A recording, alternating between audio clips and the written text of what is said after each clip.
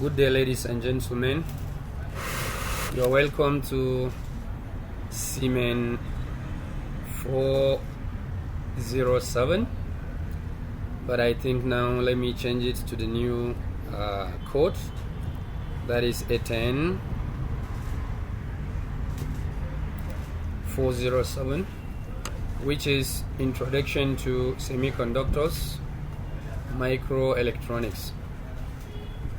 And the course content of this course is given here. We have modules from 1 to 5. Module number 1, we will be looking at semiconductors, the review of the 3 categories of materials with respect to conductivity of electricity, that is the conductors, semiconductors and insulators. And we will also look at the properties and the characteristics and applications of these semiconductors. In module number 2, we will be introduced to quantum mechanics. Module number 3, we are going to be looking at quantum tunneling. Then module number 4 will be on applications of quantum tunneling. And the last module, that is module 5, will take care of harmonic oscillators. So let us begin our module number 1 by doing the revision. As we all know, we have 2 types of charge carriers. We either have positive or a negative. And of course, we can remember even from our secondary school chemistry that an atom has 3 particles: neutron, which is neutral electrically, proton, which is positive, and electron, which is negative. And we know that materials can be divided into 3. We have conductors, which are all metals. We have insulators, things like plastic, wax, and other related materials which don't conduct electricity at all.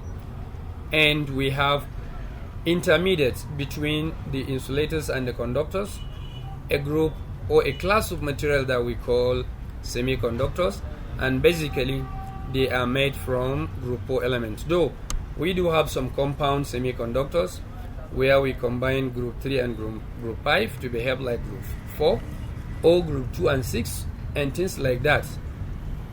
The next thing we need to remember is the band theory of semiconductors. We know that we have 3 regions. There is what we call a valence band, where the free electrons are supposed to be existing. We have a conduction band, where that free electron is expected to jump into so that it will be free and start carrying electricity within that material. And we have what we call the forbidden band. And if we can remember, the forbidden band stands for the amount of energy that is needed so that this electron in the valence band should be energetic enough to jump into the conduction band. As a revision also, we look at the bands of the 3 materials, that is the conductors, the insulators, and the semiconductors. As we can see here, the conduction band and the valence band of a conductor, which are all metals, overlap one another, which means already the valence electrons are in conduction band because of the metallic bonding. And in insulator, there is a very large gap between the conduction band and the valence band, and that amount of energy to close that gap is as big as 5 electron volts and even higher. While in semiconductors, the conduction band and the insulation, the valence band, they are not overlapping one another, but the gap between them is much smaller compared to that of the insulator. Therefore, you need a smaller amount of energy to push the valence electron from the valence band into the conduction band in semiconductor materials. To further explain these energy bands we have been talking about, I told you that the semiconductors are made from group 4 elements, And this is a graph that is showing the amount of energy for different elements in that group 4 for them to be able to move the electron from the valence band into the conduction band. If you look at the carbon, the gap between these two curves, the upper one and the lower one, is the forbidden gap, or it is the what? The energy required for us to push electron from valence band into the conduction band. As you can see, the gap is very large, so that is why we approximate carbon to be an insulator. Next to it is silicon and germanium, but if you look at the gaps, they are less than that of carbon, so we use them as semiconductors. And if you look at that of tin, the gap is very, very small, to the extent that we can assume that there is overlapping between the conduction band and the valence band. So that is why the tin excuse me, the tin is mostly considered to be a conductor, so we don't use it as a semiconductor material. To further explain the conductivity in semiconductors, you know, the group 4 elements, they do what we call covalent bonding, where one atom will share one of the 4 valence electrons with the 4 neighboring atoms, so that they will behave as if they have octet state, that is complete 8 electrons in the outermost shell. So this is what we call the intrinsic semiconductor, where all the atoms here are of group 4 elements. We don't have any foreign material. Then the intrinsic semiconductor material, as energy is supplied, because we have seen the energy gap is very small, so if you supply that amount of energy, the bonds will be broken and the electrons can now jump from the valence band into the conduction band. And the number of bonds which are broken for 1 mole is 10 raised to power 11 per cm cube. If you compare it, the Avogadro's constant, which is 6.02 times 10 raised to power 23 per meter cube. I even neglected the 6.02. So if you say 10 raised to power 11 over 10 raised to power 23, you are going to get 1 over 10 raised to power 12. That is 1 over 1 trillion. This is telling us that to have 1 broken bond out of 1 trillion bonds, definitely the amount of current that will be generated by the movement of electrons from the valence band into the conduction band is going to be very, very small.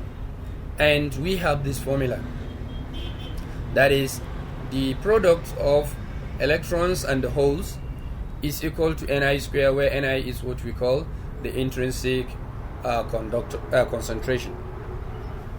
And this intrinsic concentration, Ni square, is given by this formula, relating it with the energy gap and the temperature at which that movement is taking place. So Ni square is equal to At cube, where T is the temperature, exponential minus Eg, where Eg is the energy gap, all over Kt. K is the Boltzmann's constant, and T is what? The temperature. And this is the graph that is showing the relationship between the temperature and the number of broken bonds, that is the concentration of charge carriers, either electrons or holes. You can see when the temperature is 250 Kelvin, 10 raised to power 3 bonds are broken out of 10 raised to power 23, as we have seen. When you reach 300, it jumped to 10 raised to power 10, 350, 10 raised to power 12, until you reach 450, we have 10 raised to power 14. And still, if you say 10 raised to power 14, divide by 10 raised to power 23, you are going to get 1 over 10 raised to power 9, which is 1 over 1 billion. Still, the amount of charge carriers is very small, therefore the current should also be very small. So for this reason, we introduce what we call extrinsic semiconductors, that is the doped semiconductors. We introduce foreign materials, and as we can remember, the foreign materials are either group 5 or group 3. So when you introduce group 5 into the group 4 semiconductors, you have n-type semiconductor, that is the negative type. because electrons will be the majority charge carriers. And if you introduce group 3, you are going to have p-type semiconductor. This is all revision, we all know this. That is the positive type semiconductor, where you introduce group 3 into the real group 4 semiconductor. Now, how do we get this n-type semiconductor? Let us assume this is the chemical bonding for the pure semiconductors, where each atom has 4 valence electrons. So I now introduce group 5 elements, which has 5 valence electrons. So it will share 1 with this, 1 with this, 1 with this, and 1 with the other one here. So it means it has shared 4 out of its 5 valence electrons. Still we have 1 which is free. And that electron, we know the charge of electron is always negative, and that is why we call this one n-type semiconductor, because we have available electrons unbonded and their charge is negative. That's why we call this one n-type semiconductor. If you come to the other one where we introduce group 3, it will share 3 with the 3 out of 4 neighbors, while there is one place where it's supposed to share, but it has only 3. So that place will be left without a bond, and that is what we call a hole. That is, we have an excess positive charge there, which needs an electron to neutralize it. And for this reason, since you have a hole, excuse me, since you have a hole which is positive in nature, we call this one p-type semiconductor, and the p stand for positive. And after that, we have seen that you can use the p-type semiconductors and the n-type semiconductor. If you join them together, you are going to get what you call p-n junction diode. And as you can remember, this is the symbol of a diode. This is our anode, which is a positive terminal, and this is our cathode, which is the negative terminal. And this is a graph, that is the voltage, current voltage characteristic curve. As you can see here, as you start increasing the voltage from 0 up to 0.1, 0.2, 0.3, no conduction will start until you reach that minimum voltage that we call cut-in voltage or turn-on voltage, and that's the minimum current, voltage that will enable the diode to start conducting exponentially. And the formula that gives us the current with respect to the voltage and the temperature is given by this. That is ID, that is the diode current, is equal to I naught. We call this one reverse saturation current or leakage current, exponential Q, which is charge of electron, VD, that is the potential difference being applied for it to start conducting, all over N KT. N is a constant with respect to the material, K is Boltzmann's constant, and T is the temperature, everything minus 1. So what this thing is saying is that whenever this voltage increases, the amount of current being produced is also to start increasing. And as we have seen, you have to reach a minimum voltage before the conduction of the current start in a diode. And in that position, where you apply positive here and negative here, you are doing what we call forward biasing. But if you change the polarity, you apply positive here and negative here, you are doing what we call reverse biasing. And ideally, the diode should not conduct when it is reverse biased. Now, how does the diode operate, as we have explained from that equation? These are the graphs. The first one is for germanium, and the second one is for the silicon. What this is saying, for germanium diode to start conducting exponentially, the minimum voltage should be 0.2, and that is what we call a turn-on voltage or cut-in voltage. But for the silicon, it requires minimum of 0.7 volt before it starts exponential increase. And as I told you, in the reverse direction, ideally it should not conduct. But as you keep on increasing the reverse voltage, you reach a point that we call the breakdown voltage, where the diode will now start conducting exponentially also, and we call this one the breakdown voltages. As you can see, before you reach this breakdown point, there is a gap between the zero line and this, and we call this leakage current, and also for the silicon we call it leakage current. And this turning point at which the exponential conduction will start, we call it the knee of the cup. And if we look at the applications of PN junction diode, we use it in different places. One of them is the rectification. We have what we call a half-wave rectifier, and the half-wave rectifier, as you can see, we use a single diode connected to a step-down transformer and to the load. When the voltage, let me assume this is my input voltage, which is sinusoidal in nature, AC. When this positive is being delivered to this anode, the diode will be conducting, so we have corresponding output voltage. But when the negative comes in, the diode is reverse biased, therefore it will not be conducting, so that is why this part is completely missing. When you go to the positive again, it will conduct. As we can see here, we are allowing the positive part to pass. Excuse me. We are allowing the positive part to pass and blocking the negative. And that is the reason why we call this one half-wave rectifier circuit. But for the full-wave rectifier, you can have two diodes with center tap transformer. During the positive half cycle, diode D1 will conduct. During the negative half cycle, diode D2 will conduct. And as a result, all the two parts will be conducted, but in only positive direction, and that is why we call that one a full wave rectifier circuit. Then another thing we can do with our N-type and P-type materials as a revision, we can manufacture or we can design what we call bipolar junction transistor.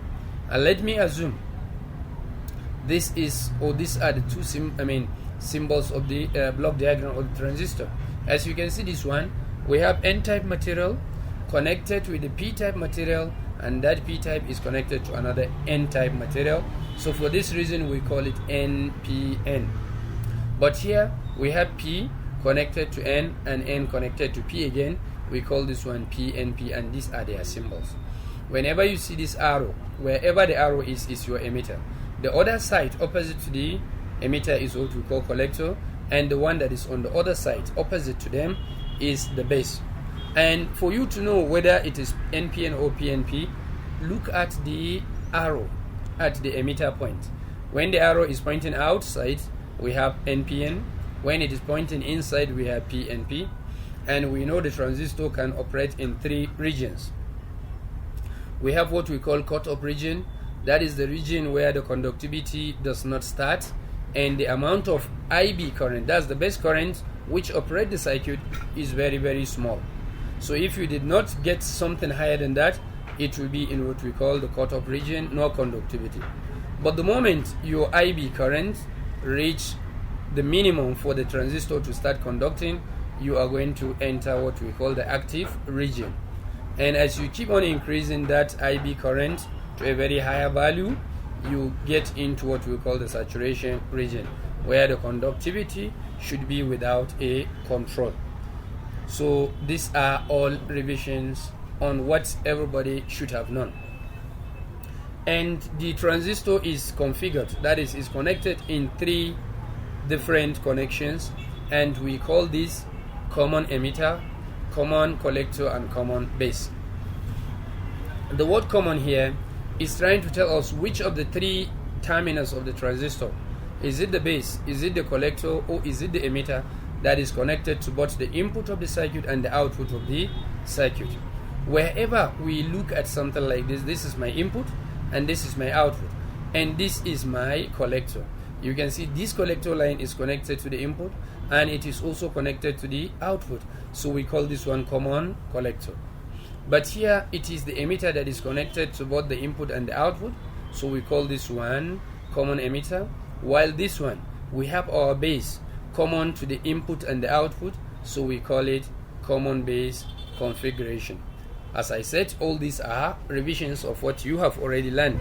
You learned this from 200 level, EN202, you learn it in 300 level, and of course maybe in this 400 level in another course you are looking at it. So what are the applications of the transistor? We use it for amplification, that is to take a signal and produce a higher version of that signal. We use it for oscillation, that is changing the DC signal into the AC. We use it for modulation, that is combining the baseband signal in communication with the carrier frequency in order to generate the radio frequency. We also use it for switching, that is for controlling on and off of some systems. So as I've already mentioned also, apart from the pure semiconductors of group 4 like silicon and germanium, we do have what we call compound semiconductors, and examples are given here. Indium phosphide, as you can see, it is 2 elements. We have element indium, which is group 3, and element phosphate, which is group 5. So if you combine them, they will be behaving as if they are group 4 element. We have gallium nitride, which is also 3 and 5. We have gallium arsenide, we have indium phosphide, we have gallium nitride, and indium antimonide. And all these ones, if you look at them, is a combination of some group 3 and group 5. Aluminium arsenide is another example. And also we can combine group 2 and group 6. 2 plus 6 to give you 8 divided by 2. They will be behaving as if they are group 4 element. The common example is cadmium selenide. It is combination of group 2 elements and group 6, which give us the compound semiconductor behaving as if it is group 4 element. And the next thing we need to revise from what we have learned earlier in other lower courses is the electrical properties of semiconductors. Whenever you supply an energy, the conductivity is expected to start. When this energy you apply is more than the band gap energy, that is where the conductivity will start.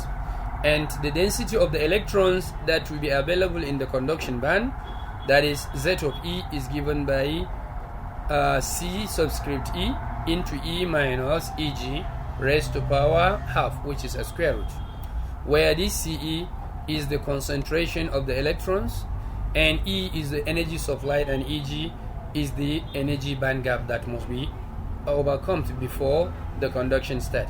And the value of this concentration is given by 4 pi into 2me raised to power 3 over 2 all over h cube, where me is the effective mass of electron and h is the Planck's constant.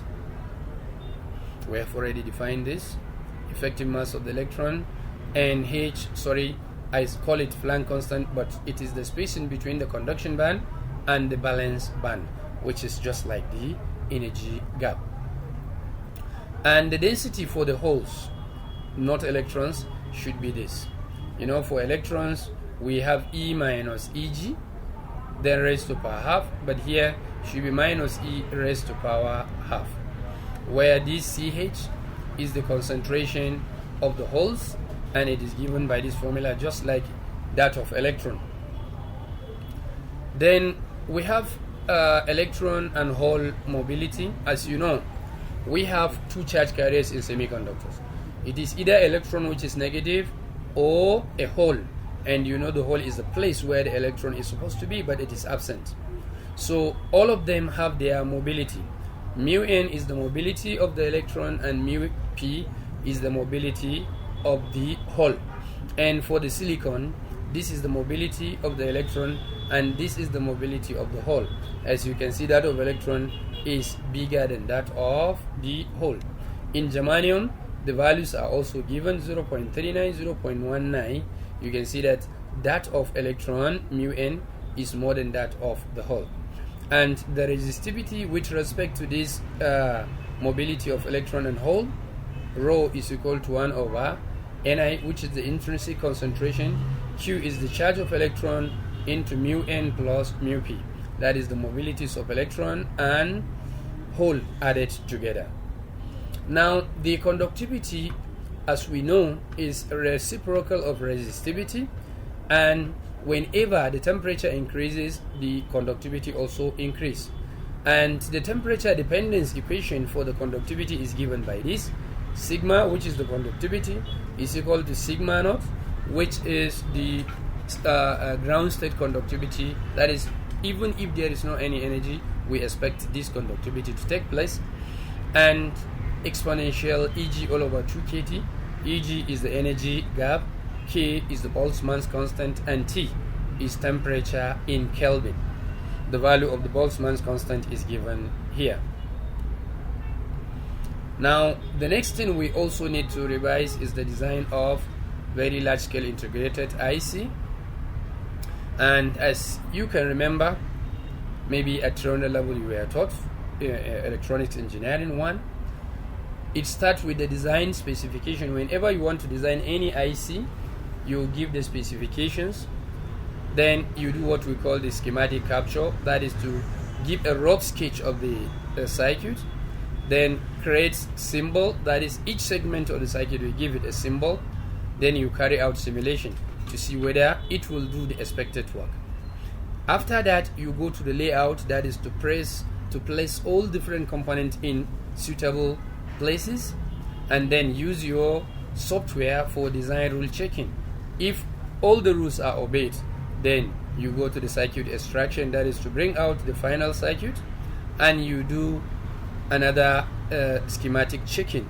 After that, you do next simulation, we call it post layout simulation. If everything is okay, then if not, you go back and take it all over again.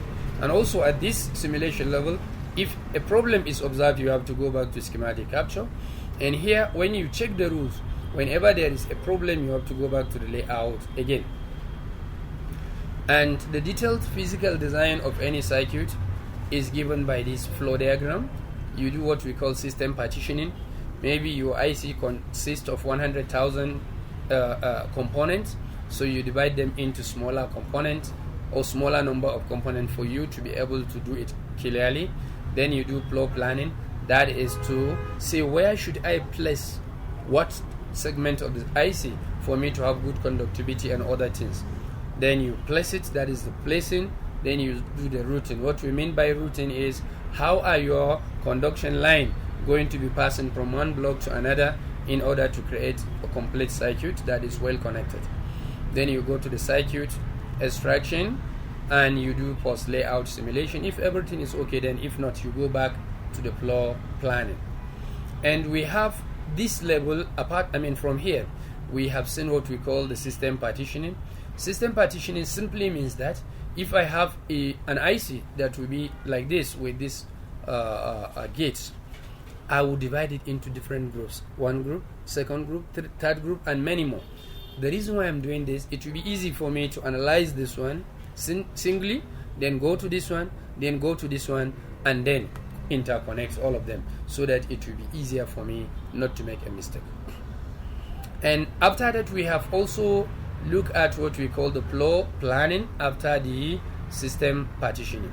And the floor planning is for you to be selecting good layout, where should I place what. And you also look at how various subcells are going to be placed and how they are going to be connected. If you do that correctly, it will minimize the area of the IC and it will reduce the complexity of the routing, that is passing signal from one point to another. And all this is done by the design engineer, not by the software itself. You as the engineer, you have to do it with your natural intelligence, not artificial. And then after doing that, we allocate tracks accurately so that the voltage and the ground should pass through the IC without much complication or interference of signal as they pass from one point to another. Then if you go back after that, we have what we call the placement. And this is the placement, assuming these are my blocks that are interconnected to one another. So I interconnect them with the wires, so that if there is connection between this and this, I make it. Between this and this, I make it. This and this, and all of them, they are connected with wires. But as you can see, these wires are going in a random direction. So what is routing and what is compaction? The routing has to do with the interconnection between the blocks, as I have just said, and all those spaces which are not occupied by any block, like these free spaces, we call them blocks, and blocks, we call them the routing spaces. The free spaces are called the routing spaces. And it is partitioned into rectangular regions. That is, the routing spaces are partitioned into rectangular spaces, and we call them channels, and we call them switch boxes. And this routing and connection is done in two ways. We have what we call the global routing, and we have what we call the detailed routing, as we can see here. These are my blocks. The white spaces are my routing spaces, and as you can see, these dotted lines are my connection lines. And as you can see, I have done them haphazardly, randomly. So when I convert them from this haphazard to a straight line where we have 100 degrees angles, we call this one the global, this is the global, and this is the detailed routing. The global routing is done with the aid of channels, that is the tracks where we don't have blocks, and the channels, as we have said, they are the areas between the functional blocks. Wherever you have a block, the free space where there is no any block, we call them channels. The global routing, the lines, the wires are just assigned anyway, and if they are done perfectly, we change it into what we call the detailed routing. So if you do this, you can compact all those spaces where we don't have blocks, where we don't have wires passing, then you can minimize, so that the entire area on which to build your IC will be drastically reduced. Ladies and gentlemen, this is the end of today's lecture, which is a revision on semiconductor electronics. The second lecture will start introducing us to quantum mechanics. Thank you very much for your time.